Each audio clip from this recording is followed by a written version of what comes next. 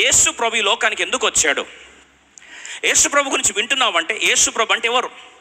అసలు యేసు అనగా తన ప్రజలను వారి పాపం నుండి ఆయనే రక్షిస్తాడని వినింది. యేసు ప్రభు వారి యొక్క ప్రధాన పరిచర్య చూడండి. లూకాసు వార్త 4:18 నుండి 21 వచనాల వరకు కలిసి చదువుదామా? నిజంగా యేసు ప్రభు వారి లోకంలో వచ్చిన విశేషాన్ని కానీ ఈరోజు దేవుని బిడ్డలకు అర్థం చేసుకుంటే మన ప్రత్యక్షత లోతుతరంగా మారితే ఎన్నో అద్భుతమైన కార్యములు మన జీవితంలో త్వరలో యేసు నామం పెట్ట ప్రతి ఒక్కరూ చూచుదుము గాక.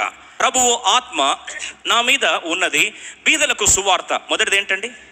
బీదలకు సువార్త. రెండవది బీదలకు సువార్త ప్రకటించటకై ఆయనను అభిషేకించును. దేవుడు అభిషేకించబడిందే మొదటిగా సువార్త ప్రకటించడానికి. రెండవది చెరలో ఉన్న వారికి విడుదల. రెండవది ఏం రావాలి? సువార్త. రెండవది విడుదల. మూడవది గుడ్డి వారికి చూపు, ప్రత్యక్షత, రెవల్యూషన్.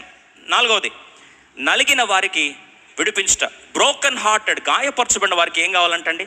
స్వాంతన రావాలి. తర్వాత ప్రభువు హితవత్సరము. హితము అంటే మంచి, నీకు మేలు జరగబోతుంది, నీకు మేలుకరమైన ఆనవాళ్ళు ఇవ్వబోతున్నాను అని హితవత్సరము ప్రకటించుటకును ఆయన నన్ను పంపి ఉన్నాడు.